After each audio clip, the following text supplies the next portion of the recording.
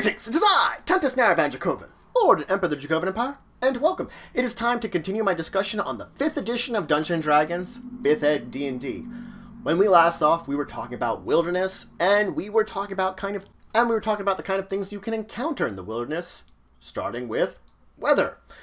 Let's finish up with weather and move on to some other types of basic hazards you can encounter and basically basic dangers you can encounter when it comes to wilderness survival and travels.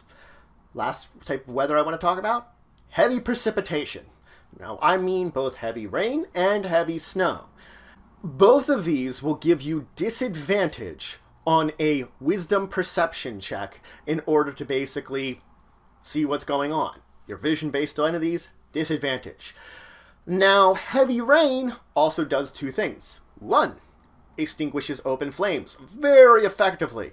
Also, it's loud. It also gives you disadvantage on wisdom perception to hear things. So in heavy rain, both can't hear or see. Snow, well, you just have to worry about seeing. Now, we do have to sometimes deal with high altitudes. And by high altitudes, I mean more than 10,000 feet or higher. Once you're within these areas, it will count as basically, for every hour you're there, 2 hours worth of travel. It just exhausts you that much quicker. Now, it is important to note that if you stay within this area for 30 days, you become acclimated to it and no longer suffer from the penalties of being at this high altitude. If a height is at 20,000 feet or higher, you can never acclimate to it. You don't have that advantage unless you are a creature specifically native to high altitudes like that. Then if you're up at 20,000, you're okay. Now let's go over some basic hazards you can face along the way. I'm just going to go over some basic information about them that's going to help you out. The majority of these hazards come in two forms. Those that are obvious, that you have to make no perception check to notice, and those that are virtually undetectable, that unless you have some kind of special ability or magic, you're not going to notice them. Regardless, once you do figure out there is a hazard there, it's normally an intelligence nature check to identify what it is. The DC depending on what it is you're actually encountering. Let's talk about a few of these. So, desecrated area. Basically, it's been corrupted by evil.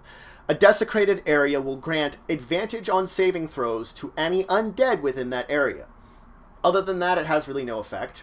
You can undo it with either holy water or the hollow spell. Now, to identify it, you will need, of course, the detect good and evil spell. That will identify it. Then you can cast hollow, which will purify the entire area of desecration, basically removing the desecration. Or you can sprinkle holy water. But holy water only purifies a 10 by 10 area, so a small area overall. Now, you could also encounter frigid water. If I fall into very cold water, I'm about decent for a number of minutes equal to my con score. After that, I have to make a con save DC 10 every minute, or I get a level of exhaustion. Basically, the longer I'm in the cold, the more than likely I'm going to get more exhausted until, well... Now, if you have resistance or immunity to cold, you don't have to worry about this. Or if you are acclimated to cold water environments, basically dealing with cold water, you're also fine. Now, quicksand generally fills a 10 by 10 area with about 10 feet deep. When you encounter quicksand, you first sink into it about 1d4 plus 1 feet. Then every round after that, you sink 1d4 feet. As long as you are not submerged in quicksand, you can attempt a strength check equal to 10 plus the number of feet you've basically been submerged into the quicksand in order to save yourself from it. A strength save. If you sink under it, you begin to suffocate. Now, someone else could assist you by giving you a hand, throwing you something. They will require a basically strength check DC 5 plus 1 for every feet you've been submerged in order to pull you out. But they could also do that. Now, razor vine is a type of plant that grows a lot like ivy. It crawls up walls, but it can also be grown into hedges. A hedge being like a 10 by 10 by 5 feet thick kind of area by itself. If we're talking about that area, then it's going to have about an AC of 11 and 25 HP, and will be immune to bludgeoning, piercing, and psychic damage.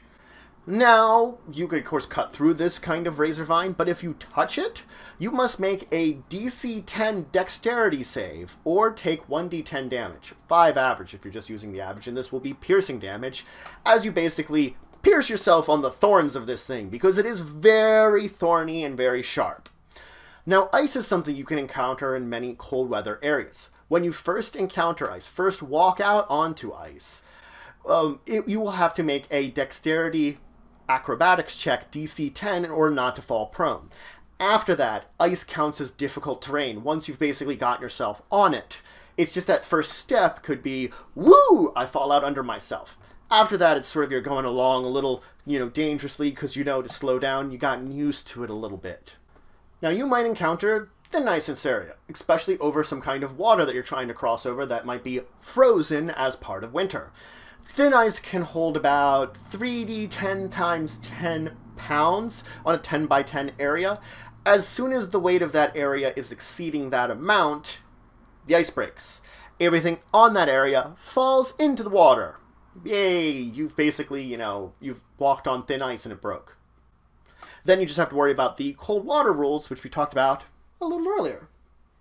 Now let's talk a little bit about surviving in the wilderness, because guess what? You might have to worry about that. If you're traveling along and you are attempting to survive, basically gathering food and water as you go along, then you are going to have to pick it a little slower than you normally would have. But you could make a wisdom survival check in order to attempt to gather food as you travel. Now, every character in your group could technically do this. If one of them is doing it, they all could do this. They each make their own checks separately. And the DC will depend on how abundant food and water is. You could have one be very abundant and the other not be very abundant, which is an unusual thing but could happen. And you will use these two measurements of which one is abundant, which one is not, or if they're both abundant, to figure out the DCs for them respectively. Each character will make their check as they're traveling, and each of them will figure out their results on their own. If you succeed on a check, you roll a d6 and add your wisdom modifier, and that's effectively how much pounds of food you got, and you have to check for food and water separately. Now, it is very important to note that both food and water are measured how much you need in the player's handbook. We did talk about that a little bit, about how much you need of each of these to survive.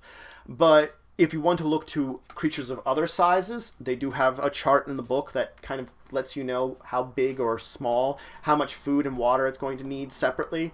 And if you're in a hot weather environment, consider yourself needing twice as much water. So, that's it for today. I first finished up the weather, as I was talking about last time, and then dove into a couple more general environmental factors you might face, like high altitude, before diving into, of course, hazards you might face. And I just went over some of the basic hazards you might encounter. Desecrated land, ice, quicksand, thin ice, cold water.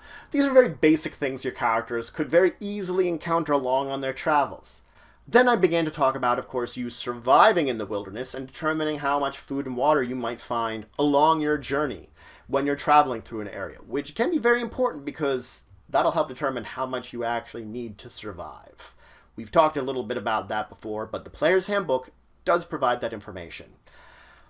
In the next episode, we're going to talk about becoming lost while you're in the wilderness, because that's a possibility, and then we're going to dive into settlements, because we really have sort of handled urban environments just a little bit, but we want to talk about them more as a part of the wilderness overall, that what you would encounter at these settlements you're going to find. But if you have any questions, comments, anything you want to say, anything you think I left out, please leave in the comments below. Please like, share, and subscribe, especially for the channel, the Empire, the work I do. If you want to show some extra support, you can always check out my Patreon. Link to the description below. There's some great rewards there. It helps to grow and improve the channel. But regardless, until the next time, I bid you farewell.